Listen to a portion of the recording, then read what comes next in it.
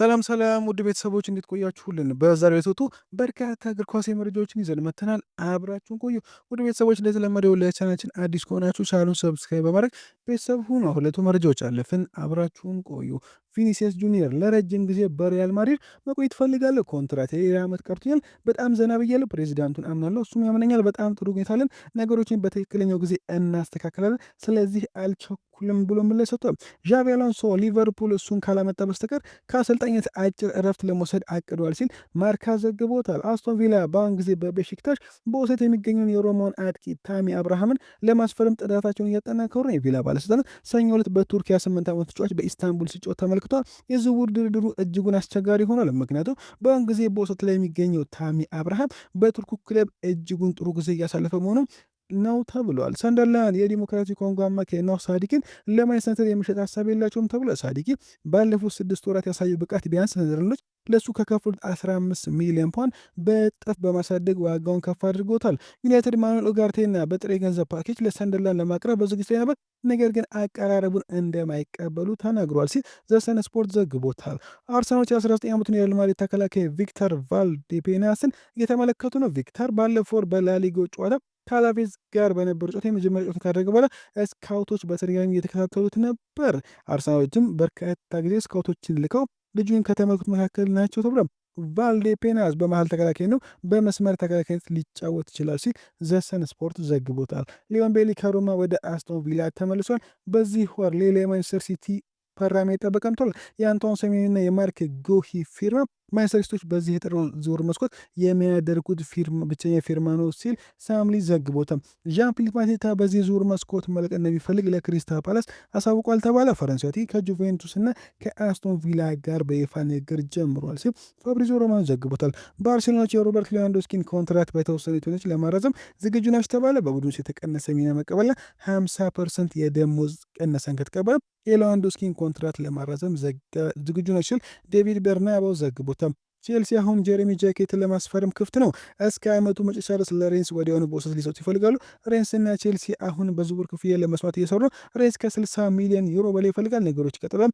ጃኬት ቼልሲ ለመቀላቀል አሁንም ክፍት ነው ተብሏል። ሪያም ሮዜኒየር በአሁን ጊዜ ከራሂም ስተርሊንግ ጋር በእግር ኳስ ውስጥ ስለሚከናወኑ የተለያዩ ነገሮች የተነጋገሩ ነው። በሚቀጥሉት ጥቂት ቀናት ውስጥ ይህ የበለጠ ግልጽ እንደሚሆን ተስፋ እናደርጋለን ብሏል። ማንቸስተር ዩናይትድ ዊልፍሬድ ኒዲን ለማስፈረም ተነጋግሯል። ተጫዋቹ ወደ እንግሊዝ ለመመለስ ዝግጁ ነው ተብሏል። አሌክሳንደር አርኖልድ ክለቡ የገባለትን ቃል ካፈረሰበት በኋላ በክረምት የዝውውር መስኮት ሪያል ማድሪድ ለመልቀቅ ይፈልጋል ተብሏል። ማንቸስተር ዩናይትድ ማርከስ ራሽፎርድ አሁን ባለው ብቃት ወደ ኦልድ ትራፎርድ እንዲመለስ ይፈልጋሉ። ክለቡ መልሶ አምቶ ለማጫወት ቀድሞውን ውይይት አድርጓልም ተብሏል። ቶማስ ፍራንክ በቶተንሃም የመቀጠል ሌላ ዕድል አግኝተዋል ተብሏል። ስፐርስ ትላንት ማታ ከቦሩሲያ ዶርትመንድ ጋር ባደረጉ ጨዋታ ውጤት ማግኘት ባይችል ኖሮ ከስራ ይባር ነበር። አሁን ለውጡ ከተሻሻለ በኋላ በባርንሊ ጨዋታና ምናልባትም በፍራንክፈርቱ ቀጣይ ቻምፒየንስ ጨዋታ ላይ እንደሚኖር ይጠበቃል ተብሏል። ሊቨርፑል ዛሬ ምሽት ቡድኑ ከማርሲ ጋር በሚያደርጉት ጨዋታ ከተሸነፈ አርነ ስሎትን ሊያሰናቡት ይችላሉ ተባለ። ምንጮችና የሚሉት የክለቡ ባለስልጣናት ትዕግስታቸው እያለቀ ነው። ከስሎት የምሽት ጨዋታ ውጤት ጥሩ ካልሆነ ስለ ወደፊቱ ጊዜ ወዲያውኑ ውሳኔ ይደረግበታል ተብሏል። ቼልሲ ወደ ፕሪሚየር ሊጉ ለመልስ እያሰበ ስለሚገኘው ጁሊያን አልቫሬዝ ጥያቄ እያቀረበ ነው። ቀደም ሲል በተደረጉ ቤቶች እና የሚያስብ የውል ስምምነቱ ወደ 100 ሚሊዮን ዩሮ ሊደርስ ይችላል ሲል ኢንዲካይላ ዘግቦታል። ሊያም ሮዜኔር ቶሲን አድራቢው በጡንቻ ጉዳት ለሚቀጥሉት ጥቂት ሳምንታት ከሜዳ እንደሚርቅ አረጋግጧል። ይህ በእንዲህ እንዳለ አክሰል ዲሳሲ ለ1 ዓመት ለቼልሲ ካልተጫወተ በኋላ ወደ መጀመሪያ ቡድን ልምምድ ተመልሷል ተብሏል። ፍራንክ ላምፓርድ ኦሊቨር ግናስለርን ተክቶ የክሪስታል ፓላስ አሰልጣኝ ሆኖ ለመሾም ጠንካራ እጩ ሆኖ ብቅ ብሏል ተብሏል። ኢብራሂማ ኮናቴ ለ15 ወራት ያህል በአዲስ ውሉ ላይ ውይይት ካደረገ በኋላ እስካሁን የተሻሻለ ነገር የለም ተብሏል። አንድሪያ ቤርታ የጥር ዝውውር መስኮት ከመዘጋቱ በፊት የመሃል ሜዳ ተጫዋች ለመጨመር እየፈለገ ነው ተብሏል። ቼልሲዎች በክረምት አሊያም በዚህ በጥር ወቅት የአማካይ ተጫዋች ለማስፈር ይፈልገዋል። የመጀመሪያ ደረጃ ላይ ናቸው። ነገርን ከማንቸስተር ሲቲ ጋር በመሆን የኖቲንግሃም ፎረስት ተጫዋች ኤሊዮት አንደርሰን ለማስፈረም ዝግጁ ናቸው ተብሏል። ዋይኔ ሩኒ አርሰናል በዚህ ዓመት ፕሪሚየር ሊጉን ወይም ቻምፒየንስ ሊጉን ያሸንፋል ሲል ትላንት ምሽት ተናግሯል። ትላንት ምሽት 2 ጎሎችን ያስቆጠረው ጋብርኤል ጄሱስ ዮከሬሽ በማግባቱ ደስተኛ ነኝ ያለ፣ እኔና ዮከሬሽ በማግባታችን ደስተኛ ነኝ።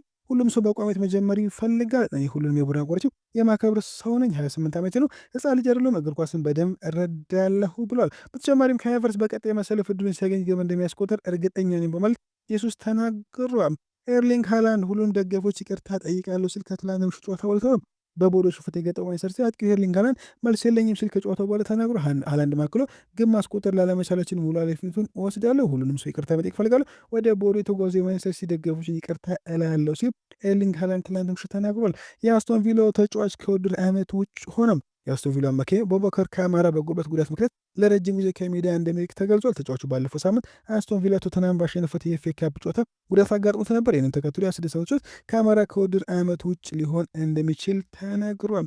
ሶቦስላይ ውል ያራዘመው ተገለጸ። ሃንጋሪ ተጫዋች ዶሚኒክ ሶቦስላይ ኮንትራቱን ለማራዘም ከሊቨርፑል ጋር ንግግር በማድረግ ላይ መሆኑን አስታውቋል። ይሁን እንጂ 25 ዓመት ተጫዋች ሶቦስላይ ንግግሩ እስካሁን ፍጻሜውን እንዳላገኘም አያይዞ ገልጿል። ለማኑኤል ኡጋርቴ ከሆላንዱ ክለብ አያክስ አምስተርዳም የጠየቀውን ጥያቄ ማንቸስተር ዩናይትድ ውድቅ ማድረጉ ተሰማ። እንጂ ዩናይትድ ለዓመቱ የቀረበውን የዝውውር ጥያቄ እስካሁን ይሄ ነው ብሎ ምላሽ አይሰጥም።